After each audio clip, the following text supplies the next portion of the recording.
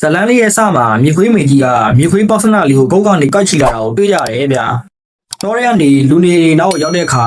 ခြံစည်းရိုးနားမှာသူ့သားပေါက်လေးကိုချသွားပါတယ်။ထွက်မသွားခင်မှာလည်းတနာစရာမျိုးအနေနဲ့ကြည့်ပြီးစိတ်မချဖြစ်နေကကြည့်ရတာတော်ထဲမှာအန်နေတစ်ခုနဲ့ကြုံလာတာတူပါတယ်။သူတို့မြေခွေးတန်းပြီးကိုအပေတပင်ပေါ်ကနေလဲဇီးကွက်တစ်ကောင်ကလှမ်းကြည့်နေပါတယ်။မြေခွေးမေကြီးထွက်သွားတဲ့နောက်မှာဇီးကွက်ကတွားကြည့်လိုက်တော့အရန်ဟိုမှာတနာစရာကောင်းတဲ့မြေခွေးပေါက်စနာလေးကိုတွေ့လိုက်ရပါတယ်။အဲ့နောက်မြေခွေးပေါက်လေးကိုဒီတိုင်းထားလို့တော့မရဘူး။သူ့ကိုစောက်ရှောက်မဲ့တူရှိဖို့တော့လိုတယ်လို့စဉ်းစားနေပါတယ်။မြေခွေးပေါက်လေးကိုငါမင်းတို့အကူအညီပေးဖို့တွားရှာလိုက်အောင်မယ်။ဒီမှာပဲခဏလောက်နေခဲ့လို့ပြောကပြန်ထွက်သွားပါတယ်။တစ်ဖက်မှာတော့တတောင်ငတ်နဲ့စာကလေးကအပင်ပေါက်ထဲမှာစိန်နဲ့နေတဲ့ပိုးကောင်လေးကိုစားဖို့အသေးအတန်ကြိုးစားနေပါတယ်။အဲ့ဒီမှာဇီးကွက်ကရောက်လာပြီးမင်းတို့လုံနေတဲ့လုပ်ကိုခဏရက်လိုက်ပါ။ငါမင်းတို့ရဲ့အကူအညီကိုလိုအပ်တယ်။ငါနောက်ကလိုက်ခိုက်ကြဆိုပြီးမြေခွေးပေါက်လေးရှိတဲ့နေရာကိုပြန်သွားပါတယ်။ဇီးကွက်ခေါ်တဲ့နောက်ကိုလိုက်သွားတဲ့အခါမှာအရန်ကိုချစ်ဖို့ကောင်းပြီးတနာကမမျက်နှာလေးနဲ့မြေခွေးပေါက်လေးကိုတွေ့လိုက်ရတဲ့အခါမှာစာကလေးကသူ့ဘလူကူညီပေးရလဲဆိုတော့စဉ်းစားနေပါတယ်။အဲ့နားမှာလည်းအိမ်တစ်လုံးရှိပြီးတစ်လုံးကအမဲလိုက်မိုးစိုးတူရဲ့အိမ်ဖြစ်ပြီးတော့နောက်တစ်လုံးကစိတ်ထားအရန်အောင်မှဖြူစင်ပြီးသားသမီးမရှိတာကြောင့်လိမ့်ဆန်လေးတွေကိုသားသမီးပေါ်မှာကျင်နာတက်တဲ့အဖေါ်ကိုတယောက်ရဲ့အိမ်ပါအမှသုံးစလုံးခေါင်းချင်းဆိုင်တိုင်ပင်ပြီးတဲ့နောက်မှာစိတ်ထားဖြူစင်ပြီးကျင်နာတက်တဲ့အဖေါ်ကိုစီမှာမြေခွေးလေးရောက်သွားအောင်လို့သာကြံညံ့มาတော့တယ်ပထမဦးဆုံးတစ်တောင်ကအဖေါ်ကိုအိမ်ရှိကိုပြန်သွားပြီးတုတ်သီးနဲ့တရောခေါက်နေချိန်မှာအဖေါ်ကိုထွက်လာပြီးတကားကိုတွန်းခွင်းလိုက်ရာတစ်တောင်ကတကားနဲ့နိုင်ငံသားမှာညှက်သွားပါတယ်အဲ့ချိန်မှာသူ့ပေါင်းမီကိုဇီးကွက်နဲ့စာကလေးကချင်းနေကြတာကိုတွေ့ရောသူ့ပေါင်းမီကိုပြန်ထားခဲ့ကြဆိုပြီးအော်ဟစ်နေပါတယ်အကျန်သမားနှစ်ကောင်ကလည်းဘောင်းမီကိုချီသွားပြီးမြေခွေးပေါက်လေးရှိတဲ့နေရာတက်တဲ့ကိုပစ်ချလိုက်ပါတော့တယ်အဖွားကြီးကဘောင်းမီကိုကောက်ယူလိုက်တော့မြေခွေးပေါက်လေးကိုတွေးလိုက်တဲ့အခါမှာအရန်အောင်အော်တင်သွားပြီးကင်မီလို့လန်လန်းလိုက်တာကိုပြန်ပြီးတော့ရန်လုံနေလို့ကုတ်ကနေဆွဲမလိုက်ပါတယ်ဒီချိန်ကစပြီးအဖွားကမြေခွေးပေါက်လေးကိုကလင်းငယ်တယောက်လိုနိုဘူးနဲ့နှုတ်တိုက်တာကအစားတေချာပြူးစုပြိုးထောင်ပေးပြီးနမဲကိုလည်းတော့လို့ပေးထားကဘဝမှာအဖေါ်သူတို့တယောက်တလီမှမရှိတဲ့ဘွားကအထီးကျန်နေတဲ့သူ့ဘွားတွေကိုတော်လေးရောက်လာလို့ပျော်ရွှင်နေရအောင်တရင်ဘောက်ကနေပြီးတော့ဇီးကွက်စာကလေးတစ်တောင်ငတ်တို့ကလာချောင်းကြည့်နေကြပါတယ်အဲ့ဒီအချိန်မှာတပတ်ချံမှာလည်းအမဲလိုက်မှုဆိုးပြန်လာတော့အထုံလေးကိုဆွဲလာကသူ့ရဲ့အမဲလိုက်ခွေးကြီးချီကိုငါမင်းတို့လက်ဆောင်ပါလာတယ်မင်းကြိုက်မှာပါလို့ပြောလိုက်ပါတယ်အမဲလိုက်ခွေးကြီးချီကလည်းသူ့အတွက်စားရပါလာပြီးထင်ပြီးပြောနေပါတယ်အမဲလိုက်သမားကြီးကအထုံလေးကိုလက်နဲ့နှိုက်လိုက်ရာအိတ်ထဲမှာအမဲလိုက်ခွေးတီတီလေးထွက်လာပါတယ်တစ်ဖက်အိမ်မှာအဖွားကိုလည်းနွားနှုံးညစ်နေတုန်းမှာတော့ရောက်လာပြီးနွားမီကိုစော့နေတော့နွားမကြီးကမကြိုက်တဲ့ဟန်နဲ့ရန်ဆောင်နေပါတယ်တော့လေဟိုဘက်ရှိရဲ့ကြက်ပေါက်လေးတွေကိုသွားစားနေတော့ကြက်မကြီးလက်စီလိုထွက်ပြေးရပါတယ်။နွားမကြီးလည်းလက်သွားပြီးကျွန်တော်နဲ့နောက်ပြန်ကလိုက်တဲ့အခါမှာအဖွားကိုညှစ်နေတဲ့နွားတို့ဘုံကြီးကမှောက်သွားပါတော့တယ်။အဖွားကလည်းတော့ကိုဒီမှာမဆော့ဘူးနဲ့အပြင်မှာသွားဆော့ခိုင်းလိုက်ပါတယ်။တစ်တောင်နဲ့စာကလေးကတစ်ပင်ထဲမှာရှိတဲ့ဘိုးကောင်လေးကိုစားဖို့အတွက်အသေးအတန်ကြိုးစားနေကြပြန်ပါတယ်။စာကလေးကဘိုးကောင်ရှိတဲ့ဒီနေရာကိုပေးတယ်။တစ်တောင်ကနှုတ်သီးနဲ့အတင်းလိုက်ပေါက်နေရမမိဘဲနဲ့အလွယ်လွယ်ချွတ်ချွတ်ဖြစ်နေကြပါတယ်။အဲ့ဒီအချိန်မှာပဲတော့ရောက်လာပြီးသူနဲ့ဆော့မလားလို့မေးလိုက်တော့စာကလေးကအာတာနေစမ်းမှာတော့ရငါတို့တော့ခုထိမနှက်စာမစားသေးဘူးပြောလိုက်တော့ဟမ်ပိုးကောင်မနှက်စာစားတာလားဂျုံစရာကြီးပါဗျာလို့ပြောပြီးတော့ထွက်သွားပါတယ်တကယ်တော့တော့လူကနေရာကစော့ဘော်စော့ပတ်တငယ်ချင်းတယောက်လောက်လူကနေရာဖြစ်ပါတယ်တစ်ဖက်ချန်ထဲမှာလည်းအမဲလိုက်ခွေးကြီးချင်းနဲ့ကော်ပါတို့ကအစာတစ်ခေါက်ထဲမှာငုံစားနေတဲ့အချိန်ကော်ပါအနံ့တစ်ခုကိုရလိုက်လို့အနံ့လိုက်ခံနေပါတယ်အနံ့ကန်လျှောက်လာရင်းနဲ့တော့စီကိုရောက်လာပြီးသူရနေရဲ့အနံ့တော့ရဲ့အနံ့မှန်တိလိုက်ပါတယ်ဒီလိုနဲ့ကော်ပါနဲ့တော့ဟာစော့လဲတူတူရေကူးလဲတူတူနဲ့တငယ်ချင်းတွေဖြစ်သွားကြပါတော့တယ်သူနဲ့စော့နေရကိုတစ်ပင်ပေါ်ဇီးကွက်ကကြည့်ပြီးအံ့ဩတင်နေပါတယ်ဘာဖြစ်လို့လဲဆိုရင်မြေခွေးနဲ့မဲလိုက်ခွေးဆိုတာကမ္ဘာရံပတ်တွေပါအမဲလိုက်မုံဆိုးတွေရှိရနေအမဲလိုက်ခွေးတွေကတော်ရင်ရှိတိရစ္ဆာန်တွေရဲ့အနံ့ကိုခံပြီးအမဲလိုက်ပေးကြပါတယ်အမဲလိုက်ခံရတဲ့တိရစ္ဆာန်တွေထဲမှာမြေခွေးတွေကလည်းတိတ်ဆုံးကနေပါပါတယ်ဒါပေမဲ့မြေခွေးနဲ့အမဲလိုက်ခွေးလေးတို့ကအတူတူတပူးတော်ရှိနေရတော့အမဲလိုက်မုံဆိုးကြီးကမကြိုက်ပါဘူးကော်ပါရှိတဲ့နေရာကိုတော့ရောက်လာတိုင်းတနက်နဲ့လိုက်ပစ်ပါတယ်ဒါလည်းသူတို့နှစ်ယောက်ကြားတန်ရောစီကိုမပြတ်သွားစေရပါဘူးလက်တဲ့ချိန်တိုင်းခိုးစော့တယ်ဒီလိုနဲ့မြေခွေးလေးတော့ကစကားတစ်ခုပြောလာပါတယ်ကော်ပါငါတို့နှစ်ယောက်ကြားတန်ရောစီကဘာကြောင့်လဲမှမပြတ်သွားဘူးမလားလို့မေးလိုက်တော့အမဲလိုက်ခွေးလေးကော်ပါကလည်းမင်းနဲ့ကအမြဲတမ်းကောင်းဆုံးငွေချင်းတွေပဲဘယ်တော့မှမပြောင်းလဲဘူးဆိုပြီးကတိပြုလိုက်ကြပါတယ်ဒီလိုနဲ့တနေ့ကျတော့အမဲလိုက်မိုးဆိုးကြီးကတော်လဲကိုလားနဲ့ချီအမဲလိုက်ထွက်ဖို့အထုပ်ပိုးတွေပြင်ဆင်နေပါတယ်ဒီတစ်ခေါက်မှာတော့ကော်ပါလေးကိုအမဲလိုက်နီးကတခါရဲတင်ပေးဖို့ချီကိုတာဝန်ပေးနေပါတယ်အဲ့ဒီအချိန်မှာကော်ပါကိုနှုတ်ဆက်ဖို့တော့ရောက်လာခဲ့ပေမဲ့နောက်ကျသွားခဲ့ပါပြီအဝေးကနေပဲမျက်နှာငယ်လေးနဲ့တယောက်ကိုတယောက်ငေးကြည့်နေကြပါတယ်အချက်ဆုံးတငယ်ချင်းဖြစ်သူကော်ပါတော့သွားလို့နှုတ်ဆက်ဖို့ရောက်လာခဲ့ပေမဲ့မမြင်လိုက်တာကြောင့်တော့အစိမ်မကောင်းဖြစ်နေပါတယ်အဲ့ဒီအချိန်မှာဇီးကွက်ရောက်လာပြီးအမဲလိုက်ခွေးတဲ့မြေခွေးတို့ကမတူညီတဲ့မျိုးစိတ်တွေဖြစ်တာကြောင့်ဘယ်တော့မှတငယ်ချင်းဖြစ်နိုင်ဘူးပြောလိုက်တော့ကလည်းသူတို့နှစ်ယောက်ကအများနဲ့အကောင်းဆုံးတငယ်ချင်းတွေဖြစ်သွားမှာပါနဲ့ အခုကော်ပါထွက်သွားတာလေခဏပဲအချိန်တိုင်းပြန်လာမှာပါကော်ပါကသူ့ဘော်ဘယ်တော့မှစိတ်ကောင်းလဲတော့မှမဟုတ်ဘူးဆိုတော့ယုံကြည်နေပါတယ်ဒီလိုနဲ့အချိန်တွေတည်းကုန်ဆုံးလာလိုက်တာစောင်းအောင်တီကိုတော့ရောက်လာကြပါပြီကော်ပါလေးကလည်းအရွယ်ရောက်လာခဲ့ပါပြီပထမတော့အမဲလိုက်တဲ့ပညာရက်တွေကိုအမဲလိုက်ခွေးချိစီကနေတင်ယူနေရင်တလွဲတွေကြီးလုံနေပါတော့တယ်ဒါပေမဲ့အချိန်ကြီးကြာလာလေးကော်ပါရဲ့အမဲလိုက်ဆွဲရည်ကကြောက်ခမန်းလေးလေးကိုတိုးတက်လာခဲ့ပါပြီတစ်ဖက်မှာလည်းစောင်းတွင်းကာလာပြီးမှတစ်တောင်းငတ်တဲ့စကလေးတို့ကစီကွက်မွေကြီးစီကိုပြန်လာနေကြပါတယ်စကားပြောဆိုနေကြရင်အောက်ကိုလှမ်းကြည့်လိုက်တော့အရန်ကိုကြီးထွားလာတဲ့တော့ကိုကြည့်ပြီးတစ်တောင်းငတ်ကဒါလူလဲလို့မေးနေပါတယ်စကလေးကလည်းဒါဟိုးရင်တော့ကချန်စီယိုနာမှာငါတို့စတွေ့ခဲ့တဲ့ပိန်လေးလေးငချုံလေးပါကွာဆိုပြီးပြောလိုက်တော့တစ်တောင်းငတ်ကသူ့မျက်လုံးကတော့သူမယုံနိုင်ပဲပုတ်ကြည့်နေပါတယ်တနေ့မှာတော့အမဲလိုက်မိုးဆိုးကြီးနဲ့ကော်ပါတို့သုံးအောင်သားက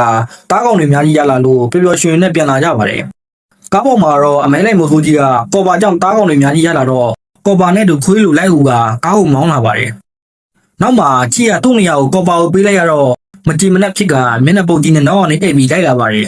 ခွေးဥတန်တွေကြားတော့အမြန်ပြေးထွက်လာကြည့်တာကော်ပါကိုတွေ့လိုက်ရတော့ကြည်စမ်းမအောင်မဲတဲ့ကောင်ကြီးမဟုတ်ဘူးထွားလာလိုက်တာဆိုပြီးပြောနေပါတယ်ဒါပေမဲ့ကော်ပါကအမဲလိုက်ခွေးစစ်စစ်ဖြစ်သွားပြီးမင်းသူနဲ့တကယ်ချင်းဆက်မလို့ရင်ကောင်းမယ်ဆိုပြီးတော့ကလည်းသူ့ဘာသာသူအမဲလိုက်ခွေးဖြစ်ဖြစ်ဘာပဲဖြစ်ဖြစ်ကော်ပါကကျွန်တော်တကယ်ချင်းကျွန်တော်ကိုရံမလို့ဘူးဆိုပြီးဇီးကွက်မေကြီးကိုပြောပြနေပါတယ်ဒီလိုနဲ့ကော်ပါပြန်ရောက်လာလို့ဝမ်းသာအားရဖြစ်ကတော့တွေ့တော့ကကော်ပါမင်းပြန်ရောက်လာတာငါအရင်ဝမ်းသာတယ်ကွာငါတို့ကအရင်လိုပဲတကယ်ချင်းနေမလားလို့မေးလိုက်ပါတယ်ကော်ပါကလည်းတော့မင်းတီကိုမလာသင့်တော့ဘူးငါတို့ကအရင်လိုမဟုတ်တော့ဘူးလေအခုချိန်မှာငါအမဲလိုက်ခွေးကြီးဖြစ်သွားပြီလို့ပြောလိုက်တော့ကမျက်နှာငယ်လေးနဲ့ပြန်ကြည့်နေပါတယ်အဲ့ချိန်မှာပဲချီနိုးလာပြီးတော့တားထိုးအောင်တော့အိမ်ထဲကနေအမဲလိုက်မိုးဆူကြီးထွက်လာပြီးဒီမြေခွေးကိုမလို့စိန်နဲ့သူ့နောက်လဲချဆိုပြီးကျိုးဖြီးပြီးလိုက်ပါတယ်တော့လဲကြောက်ကမ်းပန်းကောင်းတွေတောတွေရဲ့ကိုအတဲအတန်ထွက်ပြေးနေပါတယ်နောက်ကလည်းချီကအကုံသုံးလိုက်ကတော့ကိုမိပြီးသူ့တကင်လက်ထဲအပ်နိုင်အောင်တင်းကိုလိုက်နေပါတယ်တော့ကတော့တစ်ကုံအောင်မှာဝင်ပုံးလိုက်တော့ချီကမမြင်မဲကြော်သွားပါတယ်ဒါပေမဲ့အမဲလိုက်ခွေးစစ်စစ်ကောပါရောက်လာတဲ့အချိန်မှာတော့အနံ့ခံကတော့တွေ့သွားပါတော့တယ်ဒါပေမဲ့ကောပါကတော့မင်းတို့တငယ်ချင်းဖြစ်ခဲ့ဘူးတဲ့ငယ်တန်ရုံးစင်နဲ့ဒီတစ်ခါတော့မြင်မြင်ကြောင်ဆောင်ပေးလိုက်မယ်နောက်တစ်ခါငါးရှိမပေါ်လာသေးနဲ့ဆိုပြီးကြော်သွားလိုက်တော့ကလည်းတစ်ပုံတွေထဲကနေအထွက်ချိပြန်လိုက်လာတဲ့နဲ့တုံးကအတဲအတန်ထွက်ပြေးရပြန်ပါလေထွက်ပြေးနေကြရင်ယထာလမ်းပေါ်ရောက်သွားတော့ရှောင်လိုက်နိုင်ပေမဲ့ချိကတော့တောင်အောင်ကိုခုန်ချလိုက်တာကြောင့်အောက်ကိုပြုတ်ချပြီးမိသွားပါတယ်ကတော့သူ့ကြောင့်ဖြစ်သွားခဲ့တာကိုကြည့်ပြီးစိတ်ကောင်းဖြစ်နေပေမဲ့ကော်ပါရောက်လာပြီးသူ့ဆရာလည်းဖြစ်အနည်းဆုံးမိတ်ဆွေလည်းဖြစ်တဲ့ချိဒီလိုဖြစ်ရတာကတော့ကြောင့်ဆိုပြီးအညိုးထားကနောက်တစ်ခါတွေ့ရတဲ့တပ်ပစ်ဖို့အထိပါကလေးစားချီဖို့တွေးနေပါတယ်မဲလိုက်မိုးဆူကလည်းအဖွားကိုအိမ်ထိပါလိုက်လာပြီးဒီအိမ်မှာမွေးထားတဲ့မြေခွေးကိုထုတ်ပေးဖို့ဒေါသကြီးနဲ့လာပြောနေတော့အဖွားကလည်းသူ့သားသမီးလိုမွေးထားတဲ့တော့ရှိကနေပြေးဝကောက်ဝဲပေးနေပါတယ်နောက်တစ်နေ့ရောက်တော့အဖွားကတော့ဒီမှာထားရင်စိတ်မချရတော့ဘူးဆိုတော့တီးတော့မခွဲချင်ပေမဲ့လည်းတော့ရဲ့အသက်အန္တရာယ်ကအရေးကြီးရမို့စိတ်မကောင်းခြင်းကြီးစွာနဲ့ဘေးမဲ့တော်ထဲမှာတွားပြရပါတော့တယ်ဒါအတိရဲ့မိုးဆူကြီးကအဖွားကြီးကိုဖူမြေခွေးကိုတောထဲမှာတွားလွတ်နေပြီးငါတို့လိုက်တတ်ကြမယ်လို့ကော်ပါကိုပြောကအိမ်ထဲဝင်ပြီးပြင်ဆင်မလို့လုံးနေတော့ဗီဒင်းဘောက်ကနေချိတာချောင်းကြည့်နေပါတယ်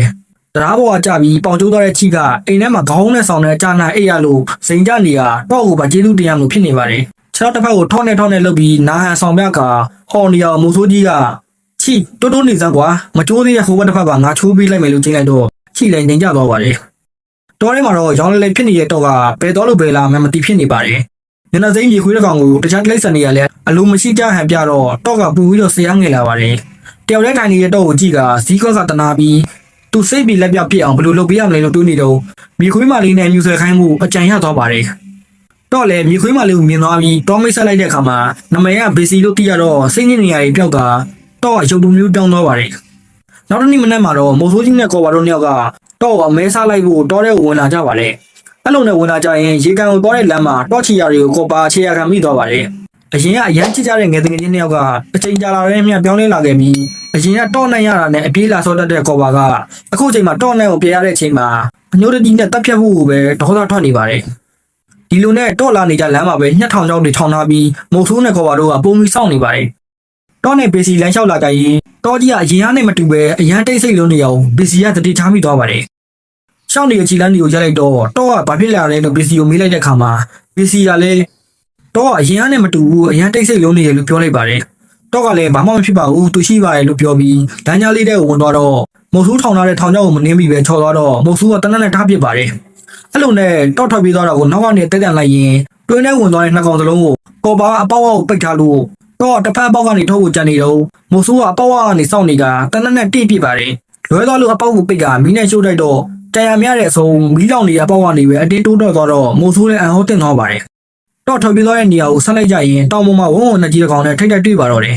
မိုးဆိုးကတနက်နဲ့ဖြစ်ရင်ဝုန်းဝုန်းကြီးရဲ့လက်တစ်ဖက်ကိုထိမှန်သွားတဲ့အခါမှာဒေါသထွက်သွားပြီးခြုံတက်နေတဲ့လက်သေးတွေနဲ့လှမ်းကိုလိုက်ပါတော့တယ်မိုးဆိုးကတောင်အုပ်ကိုကျသွားပြီးဖြစ်ကျင်တော့သူများမကောင်းကြံကိုယ်စီပြန်လာဆိုတဲ့အတိုင်းပဲတော့မိကိုထောင်ထားတဲ့ထောင်ချောက်တွေကသူ့ခြေထောက်ကိုပြန်ညက်ပါတော့တယ်တုံမြပြုံမြဖြစ်နေတော့အကောင်ချင်းမမြပဲမဲ့သူ့တကင်ရှိရနေကကွယ်ကကော်ပါကဝုန်းဝုန်းလက်ကြီးကိုအတင်းဝင်လိုက်ပါတော့တယ်ဒါပေမဲ့အားချင်းကဘလို့မှမမြပါဘူး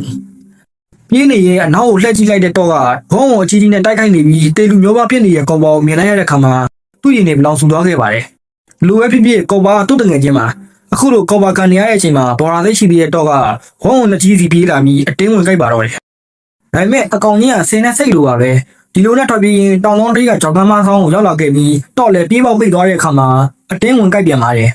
ဒါပေမဲ့ဘုံကြီးကလက်နဲ့ပုတ်ထုတ်လိုက်ရာကြောက်ကမ်းမနှစ်ခုကြားမှာတင်နေတဲ့တစ်ပင်ဆူကြီးပေါ်ကိုကျသွားခဲ့ပါတယ်ဟောင်းကြီးကလည်းအားခုန်တုံပြီးကုတ်လိုက်တဲ့အချိန်မှာနှစ်ယောက်စလုံးကြောက်ကမ်းမလေးကိုထိုးကျသွားပါတော့တယ်။ခြေထဲကပြန်တက်လာတဲ့အခါမှာတော့အရန်ကိုနာကျင်နေပြီးမလုံနိုင်မပြုတ်နိုင်နဲ့မျောမျောပဲကြံပါတော့တယ်။ကော်ပါလည်းဘေးနားရောက်လာပြီးနောင်နာရတဲ့မျက်လုံးတွေနဲ့မျက်နှာငယ်လေးနဲ့ဖြစ်နေချိန်မှာမုံစိုးတီးကရောက်လာပြီးဘလို့မှမလုံနိုင်တော့တဲ့တော့ကိုတနက်နဲ့တိတ်ချင်လိုက်တဲ့အခါမှာကော်ပါသူ့တငယ်ချင်းရှိရနေမပြစ်ဖို့မျက်နှာငယ်လေးနဲ့ကာကွယ်ပေးနေပါတယ်။မုံစိုးလည်းစိတ်ပြောင်းသွားပြီးသူတို့ကိုကယ်ထားတဲ့အတွက်ကော်ပါကိုပြန်ရဖို့ပြောပြီးထွက်သွားပါတယ်။နောက်တစ်နေ့မှာတော့အဖွားကခြေထောက်မှာတရားရနေတဲ့မိုးဆိုးကြီးကိုပတိစီးပြီးနေပြီးမိုးဆိုးကလည်းနာလို့မျက်နှာကြည့်ကိုမဲရွယ်နေပါတယ်။သူတို့ကိုကြည့်နေတဲ့ချီကငါခြေထောက်ကျိုးလို့မှတော့နောက်တစ်ပတ်ပါတက်ကျိုးလိုက်မယ်လို့ပြောတဲ့သူက